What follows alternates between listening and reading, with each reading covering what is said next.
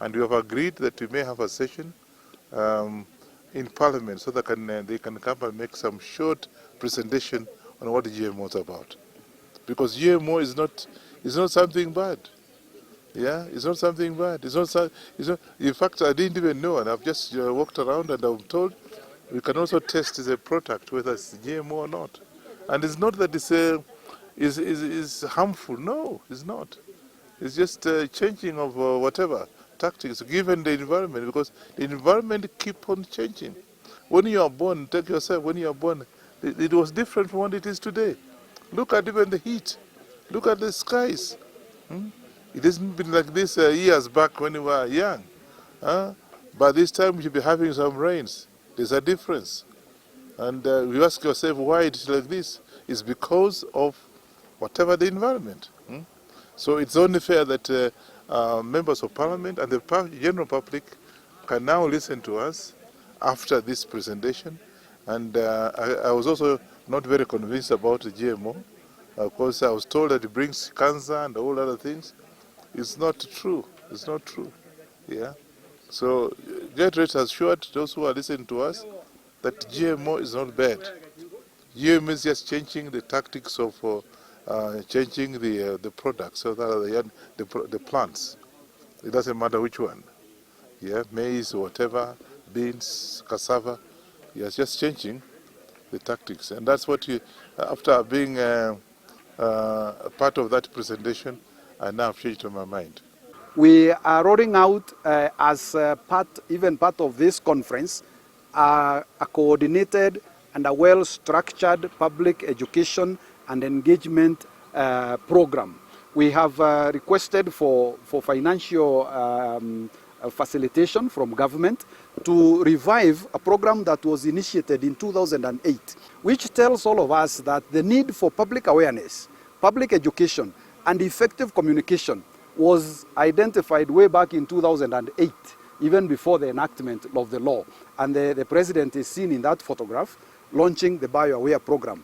What we have done, because a lot of our interventions in communications have been ad hoc. You know, you find me on the streets, you ask me a few questions, I answer the questions. You find the other guy who speaks something else, you ask them questions, they also answer the questions. We want to have a structured program. And we have asked for financial facilitation to be able to develop that, either by reviving the BioAware program or even restructuring it so that we can get to the mashinani. And one of the benefits that we have in this conference is the participation of the parliamentary committee. Remember, these are the people's representatives, and they are the ones who make laws. They are also the ones who appropriate monies that we use as public entities. So we want to ride on that so that we can take this message of biosafety and biotechnology to the grassroots using the devolved agriculture architecture. Number two, we are able to show how what we do contributes to agricultural productivity by indicating that, for example, when we approve GM cotton or BT cotton, we are able to overcome a pest and therefore enhance crop productivity. I've never understood why it has taken us 11 years before, without lifting this ban. Because look, what explanation do we have for students who are in our universities, for instance, who are doing biotechnology? And GMO is part of the things we train. How do you get an A material to go do biotechnology as a basic degree? You fund them through taxpayers' money, through HELP. They come there, and as professors, you pay us for teaching things that you have banned. Clearly, there is a serious contradiction in this country, and that is why if the current government decided that they're lifting the ban, you are giving these people who are graduating from our universities, biotechnology, opportunity now to set up startups so that they are able to actually implement on what actually they trained on. And this, from where I sit, is a positive thing. Secondly, sometimes when there is a ban lifted, then it means there could be also ease of importation of particular food formulations. For instance, those people who are having HIV, for instance, they need to get foods that are more nutritious. And some of the formulations that we require for a supplement are genetically modified. So by denying or by mounting this ban, you are denying that opportunity for even these other young graduates to get out there and try to implement some of the things they have been trained on. apart from other things. For instance, right now, the cereal millers are quarter capacity. They don't have maize. And yet maize is somewhere in this world, only that there is, denial or a ban that stops them from importing. And one thing that people need to know, DNA is a nucleotide. We eat it all over. We eat DNA, and there are only 4, and I said that in my presentation. There are only 4.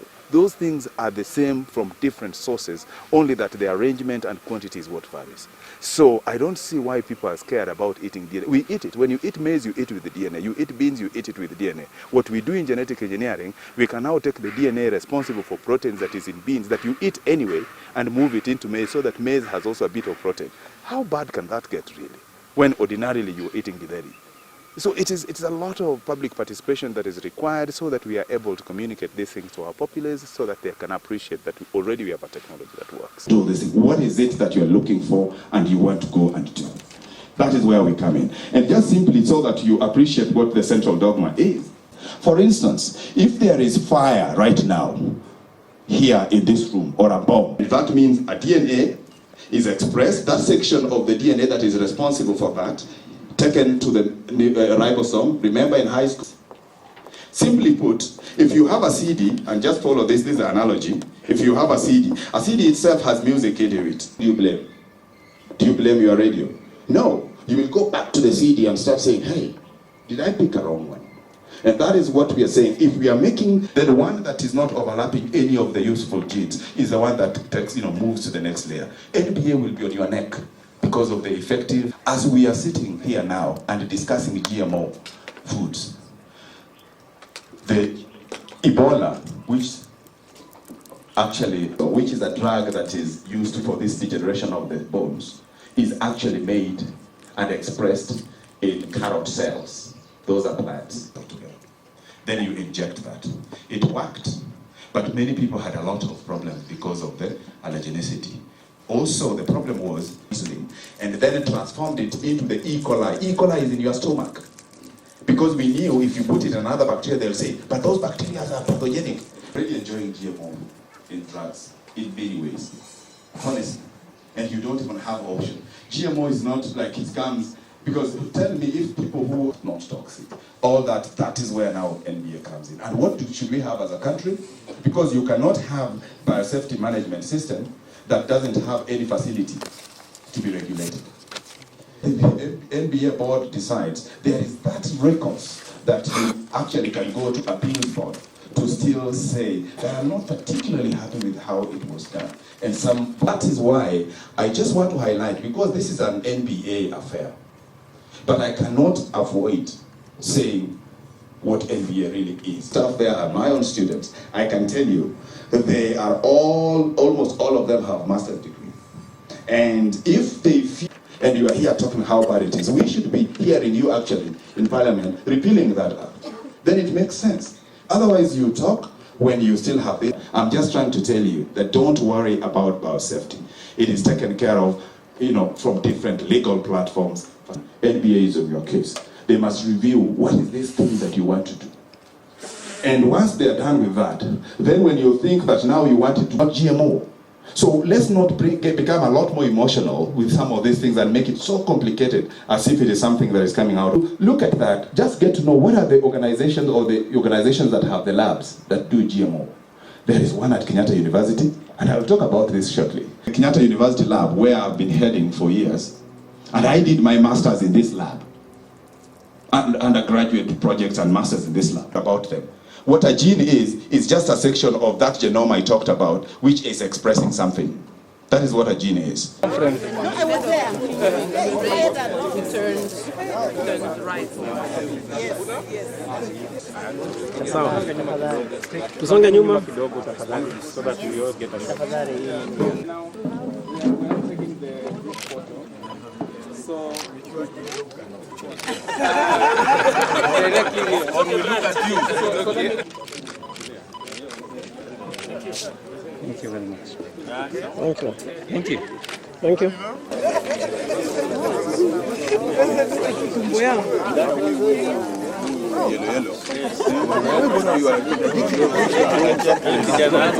Professor, mshika.